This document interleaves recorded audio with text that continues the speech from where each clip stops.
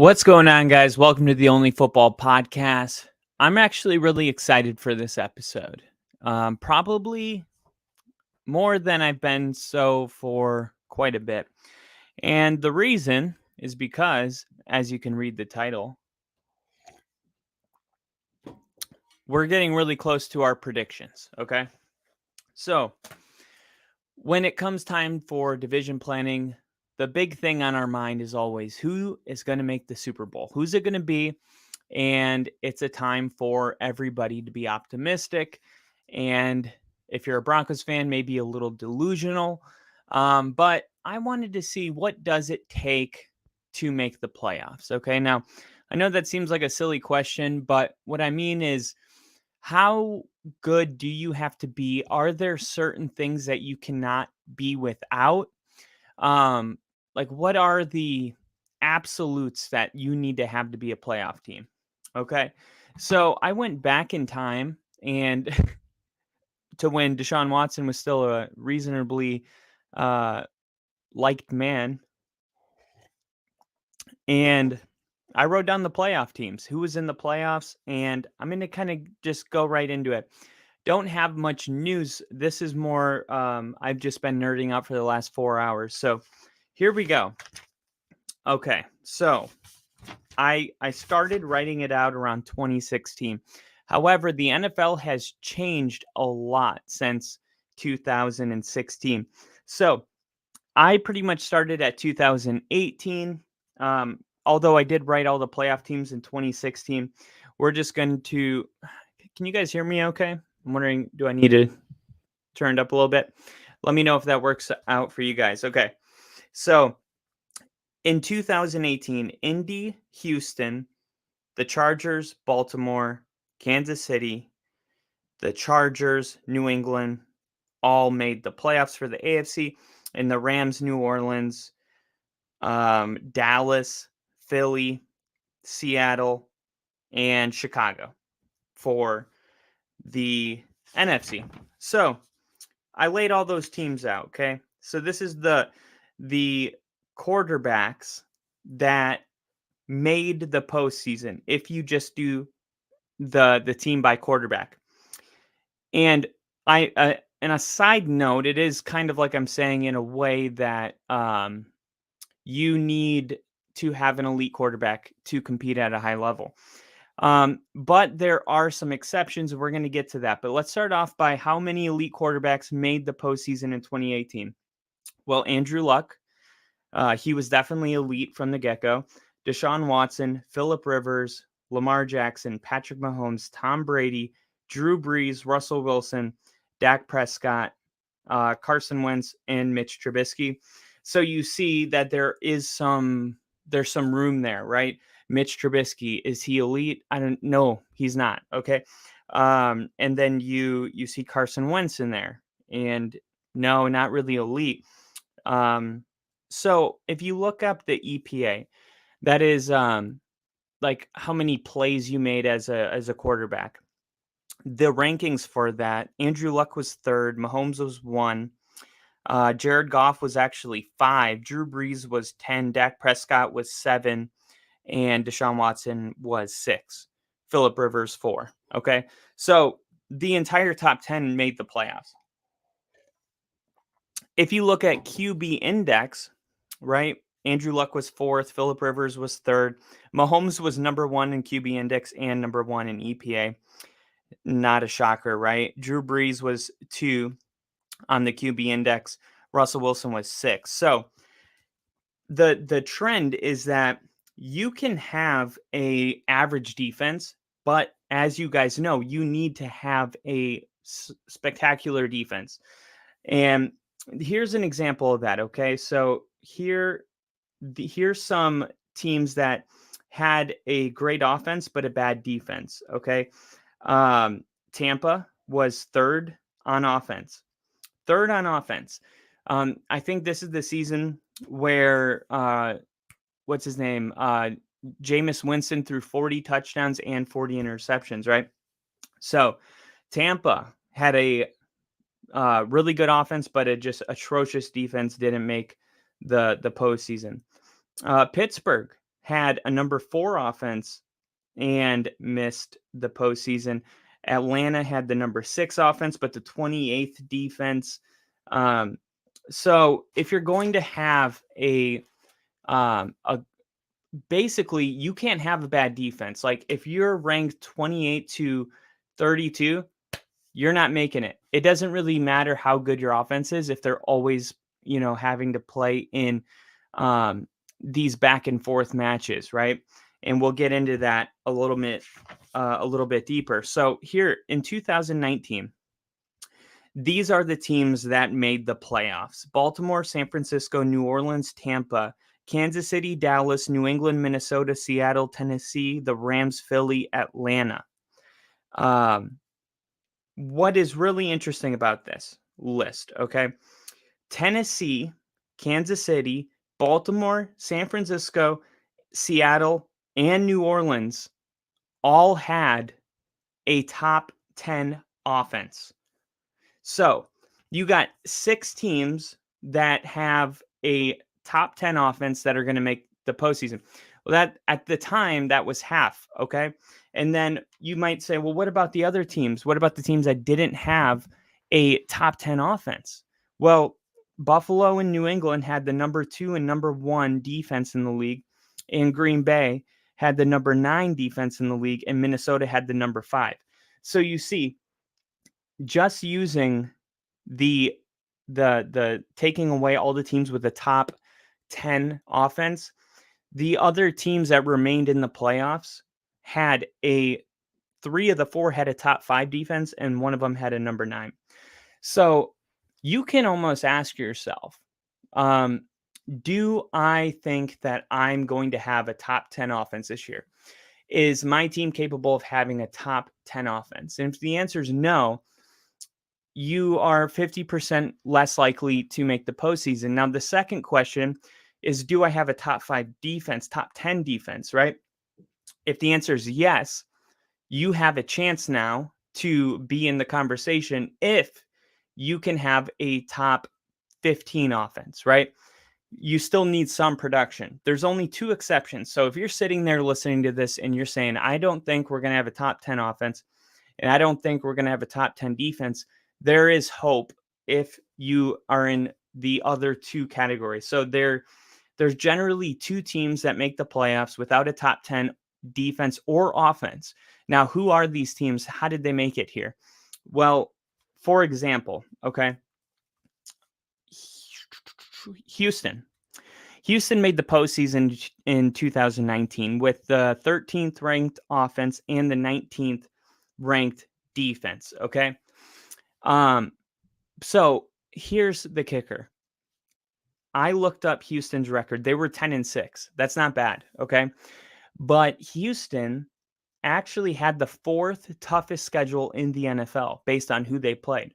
So when your strength of schedule is going to be extremely hard, right? And you're playing playoff team, you're going to get beat up. You're going to give up more points against Josh Allen, Patrick Mahomes, Joe Burrow, right? So if you're playing those hard games, it's going to be hard to stay in the top 10 offensively and defensively. However, if you get to the end of the year and you have a 10-6 record and you're ranked 13th offensively and 19th defensively, you're a playoff team, okay?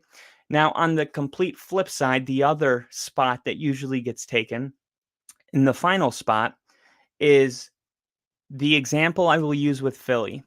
Philly had a number 12 ranked offense and a number 15th ranked defense. So very similar to Houston, but it's actually the exact opposite. See, Philly was in the weakest division. The NFC East was the worst division in the 2019 season.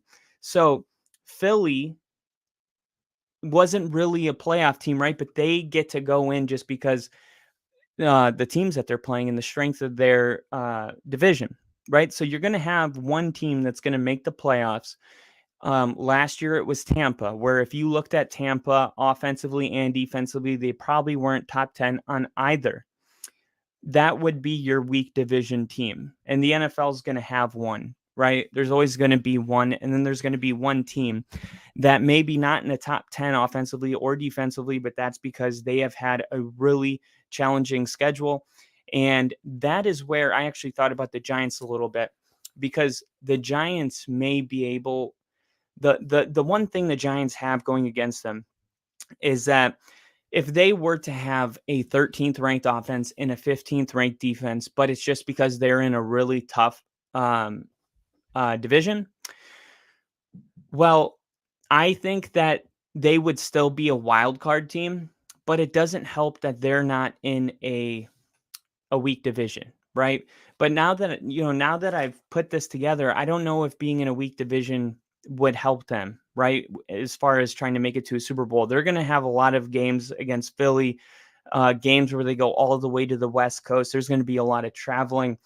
Saquon Barkley might hold out for week 1. So now you got to think about your team. And like, I'll use my team for an example.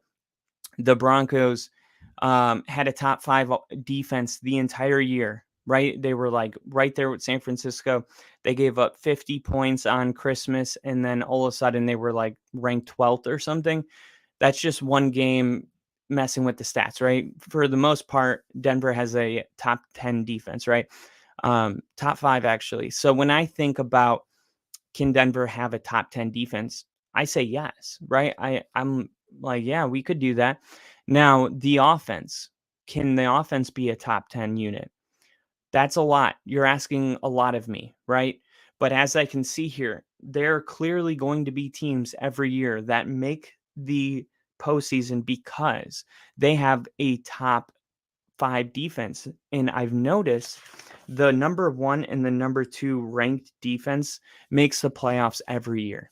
Okay. The year after this, it was the Rams and the Commanders, right? The Commanders, just to tell you how important it is to be a number 1 or a number 2 defense, the Commanders were the 30th ranked offense in 2020, and they made the playoffs with the second best defense in the NFL.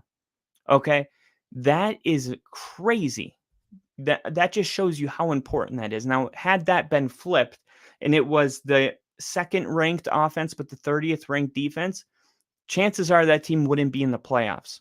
So if all you have is your defense, I don't want you to be discouraged. For the teams out there that don't have the Philadelphia Eagles, the Kansas City Chiefs, the Buffalo Bills, like the Bengals, like if you don't have an offense like that, don't worry, man. Your defense will take care of you. Your defense will carry you into the playoffs.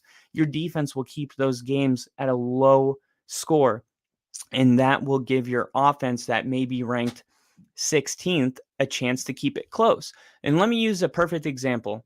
If you're playing the Kansas City Chiefs, and let's say the Chiefs have the 20th ranked defense, and you have the number 2 defense, you are going to keep the Chiefs probably around 17 to 24 points. And now all you're asking, and like I said, let's pretend the Chiefs have the 30th ranked defense. Let's say Russell Wilson is just a 17th ranked quarterback, okay? But now he's going against a 30th ranked defense, okay? And all he needs is 20 or more points to win the game. This is why defense will always be so important. It doesn't matter how many rules they change, because the teams that solely rely on their offense, there's only one team that can get away with it, and it's Patrick Mahomes. It's the Kansas City Chiefs, because the Patrick Mahomes is unlike, I believe, any player that may have ever played. It's a new Patrick Mahomes. Like, this gets oversaid a lot. He's an animal, like all these phrases, right? Especially like Chris Collinsworth on Sunday Night Football. Like, it's almost like annoying. It's like, dude, stop blowing the guy, and maybe it's just I'm a Broncos fan, so it like, bothers me. But Patrick Mahomes is almost like a new generation of the quarterback position, the way he plays it. Like, it's like he has all the qualities that the best at every spot have, but he just doesn't like make the mistakes, right? He like has the guts of Brett Favre without the riskiness. Like he's different. And the fact that he's been in the AFC Championship game at home every year since his first year is ridiculous. The fact that he's been to 3 Super Bowls in 4 years is ridiculous. The fact that he's won 2 of those. So even though Patrick Mahomes is that special, even though he's that special, you also have to account that the Chiefs have never, not that I've seen. I looked at even last year with Philly, the Chiefs had the 11th ranked defense, right? So that's not like the bottom. It's not top 10, but it's not the bottom, right? And the year before that, Kansas City had the 17th ranked defense. So it just shows you, like, if you have the 17th or lower, if you're in the bottom 15 defensively, you need to have a top 3 quarterback on your team. Do you have one of those 3? Then you can't afford to be in the bottom 15, right? You're not winning a Super Bowl.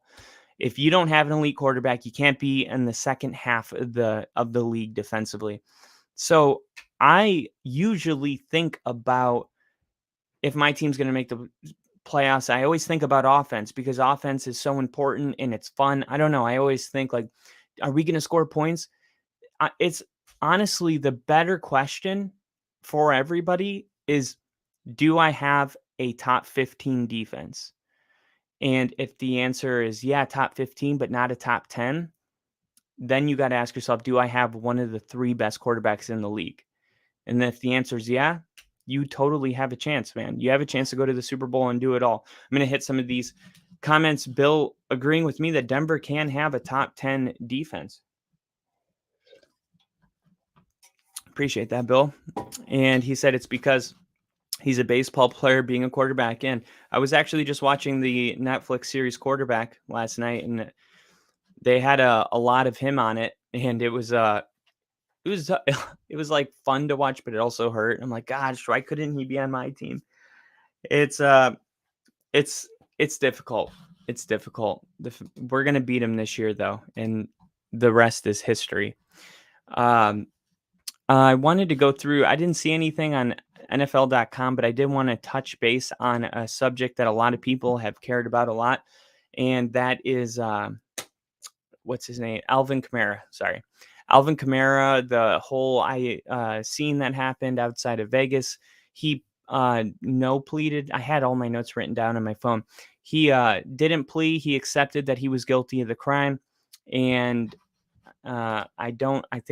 he's waiting for the NFL, but I think he was fined $100,000. The original lawsuit, I think, was like 10 million. So I don't know if that's a W for the guy that got hit, but it'll be interesting to see now how the NFL handles that moving forward. And let's see if I can pull it up right here. There we go. Oh, real quick though, I did want to kind of touch on this. The conclusion of all this has made me think about different teams a little bit differently. Like, I don't spend a lot of time thinking about the Dolphins as much as I've talked about them on the show. That's the only time I really think about them. I have to believe Miami is a playoff team. And I hate to say that. I hate it so much because there's only so many spots in the AFC, right? Like, once you get through, like, okay, who are the top 3 QBs in the league? Well, you have Kansas City, Buffalo, and Cincinnati. Okay, so that means there's only 4 teams left to make the playoffs. Okay, we still have to go through Baltimore. We have to go through Pittsburgh. They're always going to be there. We have Jacksonville, I'm going to lock them in. Jacksonville. We have the Chargers, the Broncos, and the Jets. This is ridiculous. And Miami. Okay. If I forgot, Cleveland. I mean, if Deshaun Watson, I don't know if people realize Deshaun Watson, when he was taking over in 2018 because he looked like really promising in 2017. But he tore his ACL in practice. So Tom Savage actually started that season. But 2018, he went 11-5. He threw for 4,165 yards. He did lose in the playoffs to the Andrew Luck and the Colts, but that's a reasonable thing. You're in your second year. That's 4,100 yards in a playoffs for a team that has missed the playoffs. They actually made it a couple years before that, but still a team that was historically bad. And then you look at the 2020 Deshaun Watson, he threw for 4,823 yards. This is the year that the Texans imploded and they got rid of all their best players and weapons, when there was literally no D-Hop and their best players were gone, like JJ Watt. I mean, everybody that meant anything to that team was gone, right? And we were all sitting at home wondering, oh my God, this team sucks. Deshaun Watson didn't. And he arguably had the best season for a quarterback that year. Okay. He threw for 4,823 yards, 33 touchdowns, 7 interceptions. To me, I just think if Cleveland's getting that Deshaun Watson, the one that needed to warm up, like if Cleveland's getting the Deshaun Watson that he was, there's going to be a lot of people that are going to be pissed that Cleveland's going to be in the conversation too. Bill just said, yeah, I kind of want Burrow to kick his ass, though. If Wilson can do it, even better. I'll be pulling for the Broncos in those games. Oh my God, it means so much to me. Kamara plea bargain will instead require the completion of community service and $100,000 payment for Greeny and his medical bills. Thank you, Bill. Yeah, so probably a good chunk of change for Greeny, but yeah, we'll have to see how much. It's going to cost him way more money in suspension. He's probably getting paid. It's probably like $1 million a game. So if he misses 6 games, like he could end up missing, with incentives and bonuses, he could be losing like $10 million by the NFL. What's $100,000, when you're losing 10 mil? But yeah, man, if Cleveland gets that Deshaun Watson back, we should not be surprised if Cleveland finds himself in the wild card area. So I'm going to write them down because I didn't realize how important Bill O'Brien was to the Texans. And I didn't remember that he had so much success initially. And I'm wondering if New England has a really good coach now. So last year, New England, not really impressive, still kind of in that wild card zone, but Bill Belichick was doing all of the carrying, right? That attention to detail that you always see, the special team mistakes, that stuff that was kind of messy and unpatriotic, right? We're like, what is this? Is this Bill Belichick's team? What is going on? That's because when your load is too much, like you can't attack those details. And that's really what the Patriot way is. So Bill O'Brien has like full control of the offense. Bill Belichick is back to managing everything, micromanaging probably. And that's when the Patriots have been most successful. Now, Houston was a terrible team before Bill O'Brien showed up. And in his first year, he went 9-7. He went 9-7 his first year. He actually went 9-7 his first 3 years. Which is, where did I put that? Which is really impressive, right? Where did I put it? These are the quarterbacks that Bill O'Brien had to go through. Ryan Fitzpatrick, Brian Hoyer, Ryan Mallett, rest in peace, Brock Osweiler, Tom Savage, Deshaun Watson, TJ Yates, and then Deshaun Watson, right? So while maneuvering a new quarterback every year, for 3 years in a row, he had the team 9-7, and they made the playoffs in 2016. They made the playoffs in 2018 and 2019. A team that we never considered, that when we think back on it, we didn't think like, no, Bill O'Brien is a GOAT, but He went with the circumstances that Houston had in the resources, in the talent level. The fact that he went 56-56 as a head coach in his tenure in Houston is something worth noting. Now he's going back to New England to a job that he's familiar with a coach that he's familiar with. I mean, New England's probably going to have a top 12 defense. That's just Bill Belichick. They got the defense every year around there.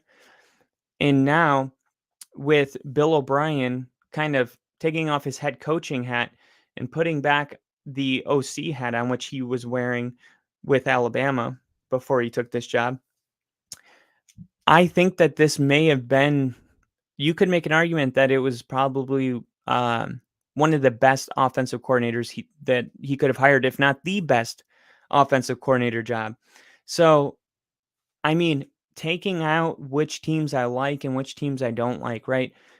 If you have a top 10 defense and a top 15 offense, you're probably going to the playoffs. And that could easily be New England, right?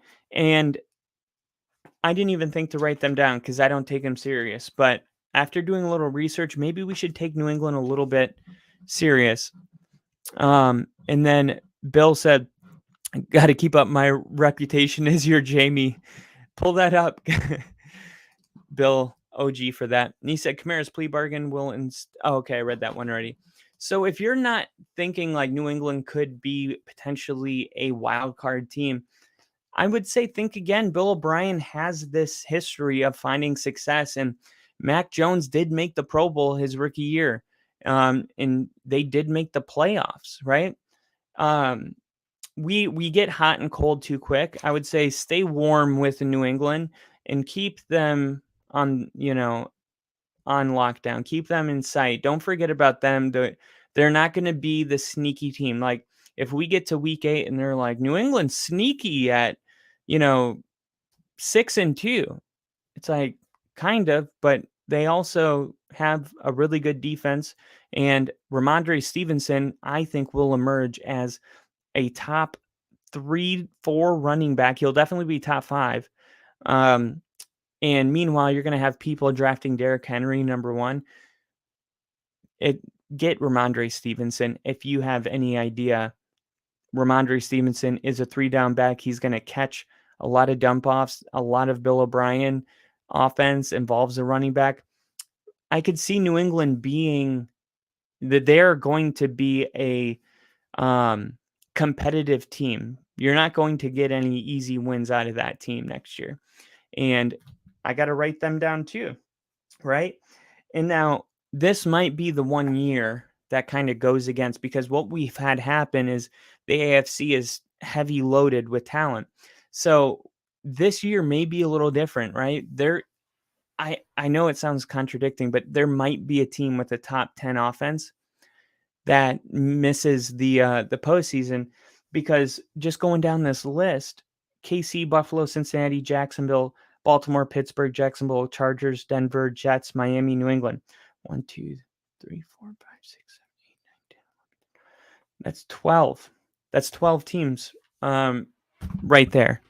And there's 32 teams in the NFL. That means there's only 4 teams that I'm not considering a playoff team out of the AFC. That's pretty ridiculous. Let's see if I can know what those are. The Raiders, the Texans, the Colts, and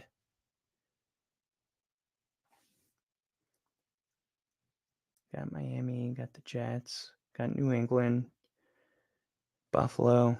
Man, I got their whole division down, as I should. And then Cincinnati, Baltimore. Oh, I didn't write Cleveland. And you guys know Cleveland. If Deshaun Watson comes out, okay, so like the only teams that I don't think can make the playoffs is Houston, the Raiders, and the Colts. Sorry, Ginger. So that's what I think if you're in the NFC, I think you can do exactly what I said, and you will find out if your team's a playoff team. The AFC, I don't even know. There's going to be a lot of X factors like strength of schedule. Um, if there's one team that, they're both kind of like top 10 offense and defense, the team that has had the easiest schedule is going to be the team that gets in. That's why I have Jacksonville as my number 1 seed. They are going to be playing easy games while everyone else is going to be battling, right? Mahomes twice in 3 weeks, just it's going to be insane. Herbert and then Josh Allen and Aaron Rodgers, and it's going to be insane. Meanwhile, Jacksonville is going to be off just doing their thing over here on the Southeast, just minding their business, beating Houston, beating the Colts. They only have 3 games that really stand out. And those games will be there week 2. One of them's against Kansas City, but yeah, that's why the strength of schedule, it has to be considered. If your team has a really difficult strength of schedule and you're in the AFC, I hate to break it to you, but it's not looking great. Like, it's just not a good year for this. I'm wondering if like trades are going to happen, because it's really interesting, because if the 3 teams that I don't consider, right? Houston, they have their quarterback in CJ Stroud, they believe they do. And Anthony Richardson is assumed to be the Colts quarterback moving forward. So you're telling me there's only one team in the AFC that has a need at quarterback, and it's the Raiders. That's a really interesting. I wonder if the Raiders would be, if they had the worst record, the team that would draft the quarterback out of USC that we talked about yesterday, Caleb Williams. That's who the Raiders would draft. But the NFC, man, to think that we only have one team in an entire conference that needs a quarterback. If you're in the NFC, you should have so much hope. If you're in the NFC and you missed the playoffs, you may be able to be at pick 15 and be the second team to take a quarterback, right? I don't think it's going to happen that extreme, but if you may be like at pick 8 and be able to take the, second quarterback available. Usually you have to be at 1, 2, and 3. I'm sure the team at 1 would try to trade and all that would go down. But the point is that there is a lot of supply coming in, but there's not a ton of demand anymore.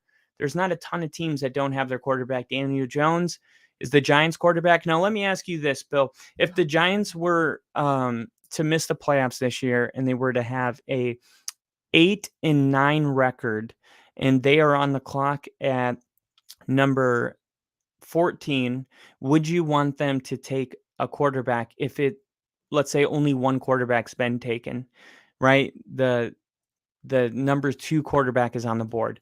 That is a question that a lot of teams are going to have to answer next year. Next year is going to be really awkward for quarterbacks, because you're going to find out how much these teams actually love their quarterback. If you ever ask anybody from Arizona about this, they had to do that with Josh Rosen. They had to do it with Kyler Murray, right? You draft Josh Rosen, the year doesn't go well, and then Kyler Murray all of a sudden gets drafted, right? Loyalty will be tested when you're on the clock and you have Caleb Williams available, and we will find out how much you really believe in Daniel Jones. Is he really your guy, or was he your guy last year? The AFC isn't going to have to answer this question as often and frequently, because it's loaded with surefire quarterbacks. No, they would never go anywhere. They're not going to be replaced. We'll have to see how Russ does, but he could be one of the quarterbacks, if he has a bad year, that is considered. And Bill said DJ is out 2 years away in the contract, but 2024 has a QB rich class. So maybe we draft to replace Tyrod Taylor as the backup. Yeah, I mean, that could be the case, but I guess it depends who's available. Let's say, God forbid, your Giants were to go 5-13 or 5-12, and you're on the clock and Caleb Williams is available. That's when you find out, right? Because it's like, if Daniel Jones, we could believe that he's a 7.5, and you can win a Super Bowl with a 7.5, but Caleb Williams is going to be a 9.7, right? At at what point does it really matter as long as you're upgrading the position?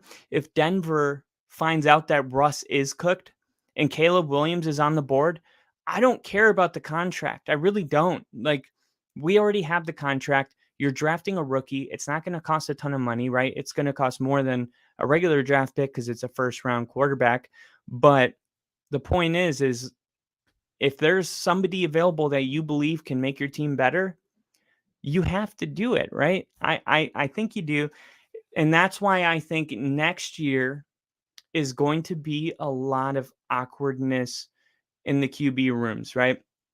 Because as of right now, we don't think that there's that much of a need for these quarterbacks, but as the hype and the fan base and the pressure that comes from the outside into the front office, it's going to be a weird year.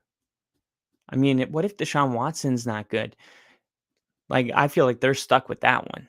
That 230 million guaranteed. He's safe, financially safe too. Mac Jones. Mac Jones is another guy. If the Patriots somehow can't, get it together, how much is Mac Jones safe, right? Mac Jones he's not Joe Burrow. He's not Jalen Hurts. He hasn't shown us anything. He made the Pro Bowl. He showed us that he can be the starter next year. Like, he earned the right to continue.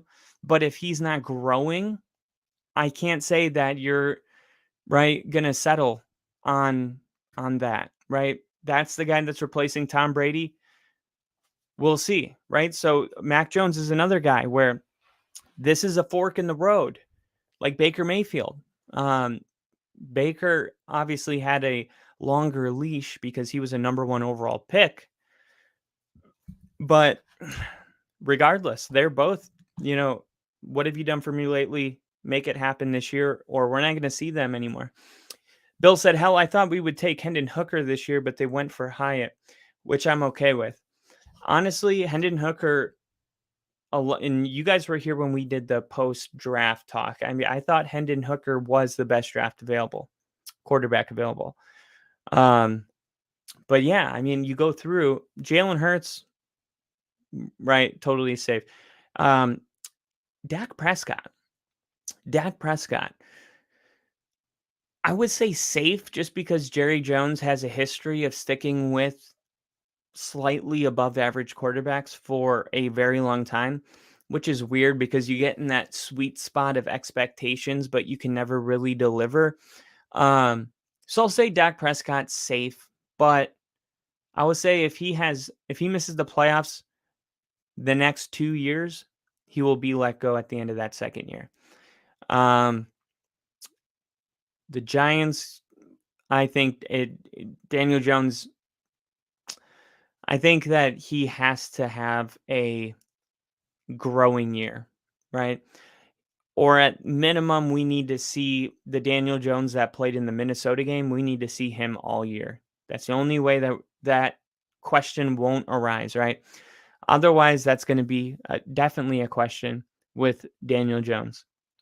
The Commanders, they're probably the team that needs a quarterback real bad, and they're just, I don't know. I don't know if they're just wanting Caleb Williams because it didn't feel like they were aggressively going after anybody. They didn't aggressively go after who is the quarterback that Derek Carr. They didn't go aggressively after Derek Carr. So I don't know what they're doing. I feel like they're in a year where the new owner is going to take over and he's going to draft his quarterback, and it's going to be new uniforms and like a brand new era. And I feel like nobody really wants to be there right now. So I actually do feel bad for the team right now.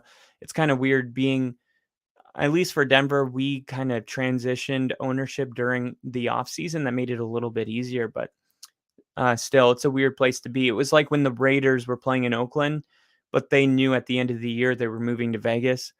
It's just never fun being in these transitions. But Washington, definitely a team that would be interested in upgrading at quarterback. And then Detroit, who Jared Goff has been playing at a pretty high level. I feel like they're safe. I feel like they're so safe that I was surprised when they drafted the quarterback that you wanted, Bill. They drafted Hendon Hooker. I thought it was very surprising, but if he actually is the best quarterback in this draft, it's a solid pickup. And I would say they're clear from the quarterback needing zone. They're pushing towards playoffs, trying to make it to the Super Bowl. Minnesota. I do believe if Minnesota has a bad year, it's possible that they might, if they're sitting really high, draft a quarterback and then give, him 2-3 years to sit behind Kirk. And then Justin Fields. I also believe is personally, I think Justin Fields could win an MVP in the NFL. I believe the sky is the limit for that guy, but I also believe that him and Jordan Love both are in similar situations where they are going to have to prove that they can handle this job this year. Okay. There's no more excuses for Justin Fields. He has all the weapons. They made the moves. DJ Moore, the offensive line, they fixed everything up. Now it's time to see Justin Fields progress as a passer and take that next step. Okay. If he doesn't, Chicago, if they have a high pick, if they're picking number 1 or number 2 overall, and they have an opportunity to pick Caleb Williams and Justin Fields did not progress as a passer, yeah, all of a sudden you start hearing the GM say everything's on the table. We're looking at every option. Yeah, we all know what that means. So Justin Fields and Jordan Love, I believe, are in a similar year like that. And then the NFC South, you have Tampa, I mean, Baker Mayfield, do you believe in it? Maybe, but if he doesn't do it, yes, Tampa's going to draft a quarterback. The Saints have Derek Carr. Derek Carr still, I believe, has some football left in him, enough to keep the quarterback conversation at bay unless they're drafting in the 3rd round to, train behind Derek Carr. And then you have the Panthers, who just drafted Bryce Young. No worries there. And then Atlanta, Desmond Ridder. I'm not buying it at all. Desmond Ridder, I hope he is successful. I'm not trying to hate on him. I'm just saying, you're telling me like that's your dude moving forward. I think Atlanta could be a sneaky good team, but I think that they could be a better team with a better quarterback.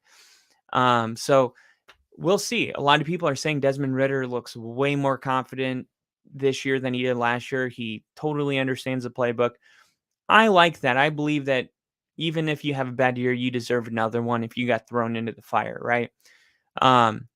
It's not really fair to have to learn on the way and then be, judged based on what you did while you were learning. Like I believe that he deserves another year. But that you're talking about that team looking for a quarterback too if it doesn't go well. So when you look at it, the quarterback heavy division, right? That's what we're calling it, QB heavy class. We haven't seen a quarterback class this good and blah, blah, blah. It's supposed to be ridiculous. So if you only have one team in the AFC that is interested in a quarterback, the scales are about to balance, right? It's going to take some time, right? It's going to be a weird 3-year period where it sucks to be in the AFC, but there's also a lot of pride in that. And you know what I'm talking about because you're in the conference with the Eagles. There's something about having the Super Bowl team, in your division. You get to play them twice and you get to measure, see who you really are, right? Time to fight dad and see if I can win.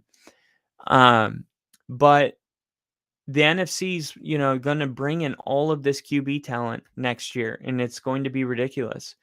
And I don't know. This is a question that I'll leave off on, but I've been wondering, it feels like for 3 or 4 years straight, I have been saying that it feels like the NFL is getting better. It feels like the NFL is, just more talented. Like when I was growing up, it was like you had Brett Favre, Tom Brady, Peyton Manning, Ben Roethlisberger, Drew Brees, Phillip Rivers, right? But that was it.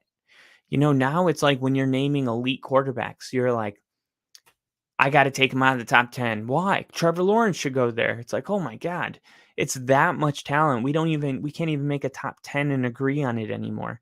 So my question is, if the NFL is truly getting better every single year, is there ever going to be like, where does that ultimately lead us to? Like, how much better can the NFL get before every game is like the Eagles versus the 49ers? I don't know. It's like a weird question, I know, but it's something that I think about where, is the NFL really getting better? Or does it just feel like we're in a sweet spot right now where there's a lot of players that aren't old enough to retire, but there's a lot of new guys that have been impactful right away? Clearly, they're coming out of high school, even better than ever at this point at every position. I mean, you look at the receivers that are coming out these days. Ohio State had two receivers that had 1,000 yards receiving come out in the same draft class, and Chris Olave and Garrett Wilson. So, I mean, it's interesting to think about. You know, it would it end up just being a Pro Bowl all the time? I don't know. I would imagine it would take a couple more decades to get to that point because the salary cap is there for a reason. So, as much as I'm like, oh, you got to pay this guy, you got to pay this guy. Sometimes it's nice to, I'm not really a big fan of super teams. Um, as much as I love when I have one, it's only fun if you're the only one, right? If we have like I think Buffalo's borderline a super team. Um, the Chiefs are going to be considered one because they have a superhuman quarterback, and then the Bengals, that's a super team that they haven't had to pay yet, which in a couple more years probably will start normalizing out a little bit. It's like those teams that are just nailing their draft class. Those are the teams that I'm like, damn, because nailing your draft class in 2023 means you're getting like starting caliber players immediately. Like last year, what Seattle did with Kenneth Walker and all the players that they brought in, that is, that's really, I think what it takes is just being great at drafting. That's why I value the GM and the personnel uh, over operations and stuff like that so much, because I was watching an episode of Brandon Perna breaking down all the draft classes since Manning retired, and there was just certain years where we don't have any of those players on our team, right? So I don't think it's a coincidence that we've been irrelevant and we've also not been drafting great at all, specifically missing at the quarterback position 5 years in a row. But yeah, man, I'm super excited to bring my predictions. I don't want to rush into it because this is probably the hardest year it's ever been for me. Like I said, because there's so many elite teams, it's hard to rule which one out. It almost feels like, do I throw out Baltimore or do I throw out Cleveland or do I throw out, I don't know. It's going to take some time. I think it's really going to have to come down to diving into each team's strength of schedule, making a projected playoff bracket, and then going through the strength of schedule, seeing who is traveling the most, who's playing the most difficult teams, and then trying to, break it down by record. Okay, this guy's got an easy strength of schedule. I'm not going to, replace Jacksonville for Baltimore if Baltimore's got a tough schedule and Jacksonville doesn't. But yeah, really looking at it from every angle. Hopefully my playoff predictions will come completely true. I'm going to print it out when I get it done, and then I'm going to be putting it on the wall so that we can look at it during the season and keep track of how wrong I was, like we all are every year. But yeah, that was me on Only Football today. You can follow me at FTBL, ONLYPODCAST. And you can follow my friend Rick at And Now Rick, ANDNOWRICK. And Bill saying 100%, this is the step up year, but it's also the first year that he's had the same OC head coach 2 years in a row, which is, like I said with Desmond Ridder, I believe that is it is essential that you get that. That is earned, right? Daniel Jones earned the opportunity to show that he can be better.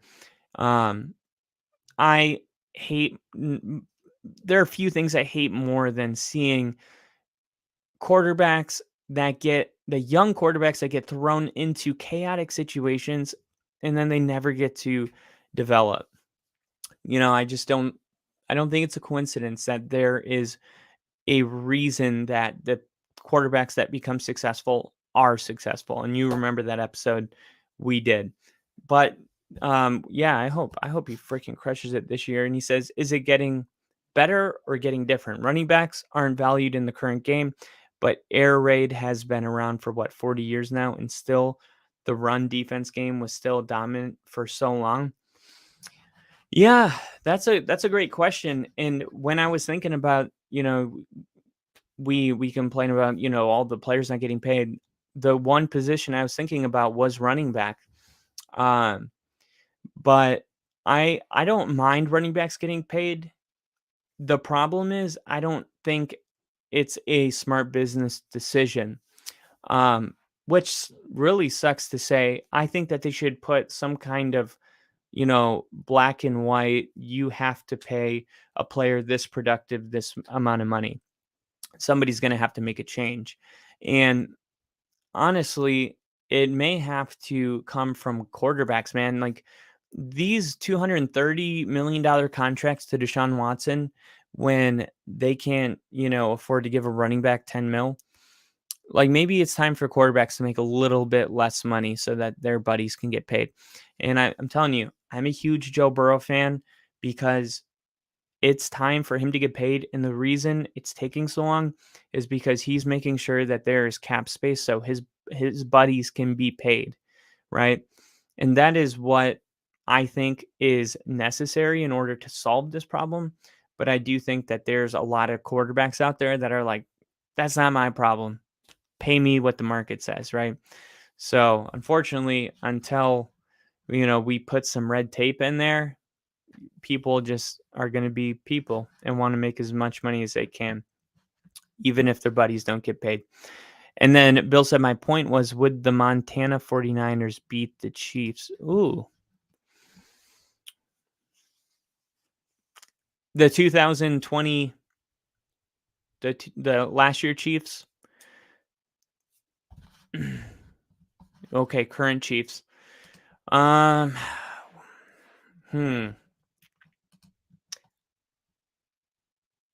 gonna say yeah.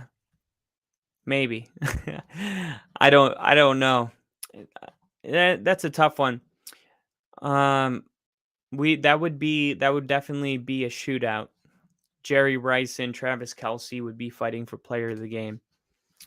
Man, what I would do to see the old generation play, because I watched the older games, like games that are filmed in the 70s and stuff, and I'm sitting here watching these games and I'm like, bro, I feel like I could go out there, like give me a jersey.